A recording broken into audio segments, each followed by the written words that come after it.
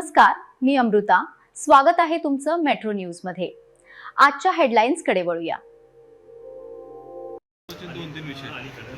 सोलापूर शहरामध्ये बरेच ठिकाणी आता सध्या नाल्याचं काम चालू आहे. नाले साफसफाई करणे, नाल्यातील गाळ काढणे हे प्रगतीपथावर चालू असताना आम्ही शहरामध्ये विविध ठिकाणी या ठिकाणी आम्ही व्हिजिट केली असताना त्या ठिकाणी मुद्रा सन सिटी असेल, अक्कलकोट रोड, पंजवानी मार्केट असेल, या ठिकाणी मक्तेदाराचं काम संत गतीने या ठिकाणी चालू होतं. आम्ही त्याला आता या आदेश केलेले आहेत की तुझं काम लवकरात लवकर पूर्ण कर.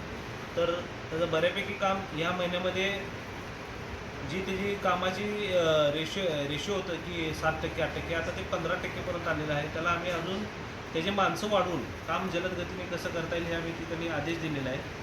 आणि त्रुटीमध्ये म्हटलं तर मुद्रा सनसिटीच्या बाजूला थोडंसं डाईंगचं पाणी आम्हाला तिथं आढळलं, तर ते त्वरित बंद व्हायला पाहिजे. आयुक्त साहेबांनी आम्ही या ठिकाणी आदेश दिले की संबंधित जे कोण डाईंगचं पाणी जर सोडत असतील नाल्यात ते त्वरित बंद व्हायला पाहिजे. संबंधित कोण आहे त्यांच्यावर कारवाई होणं गरजेचं आहे. आम्ही या ठिकाणी आदेश दिलेले आहेत की त्यांना नोटीस किंवा दंड काढून ते पाणी त्वरित बंद करावं. परत तसंच पुढं आलं की आम्ही जुना कारामा नाका या ठिकाणी व्हिजिट केली.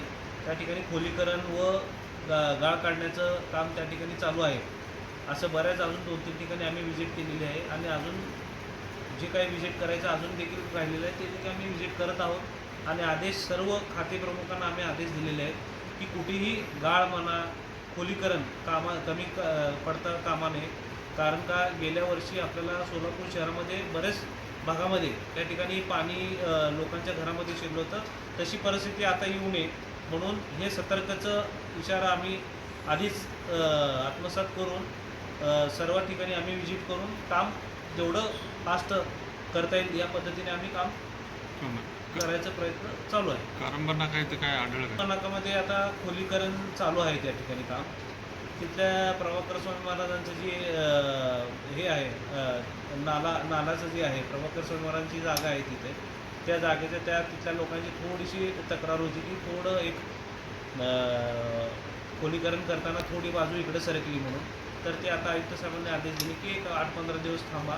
आता काय पहिलं आपलं खोलीकरणचं जे काम चालू आहे ह्याला काय हे करू नका. पुढच्या हे झाल्यानंतर 1.5-2 महिन्यानंतर ना आपण कशा पद्धतीने करायचं ते करूया म्हणून असं आयुक्त साहेबांनी आदेश दिलेला आहे. शिवाजी नाल्याला पण पाहिजे.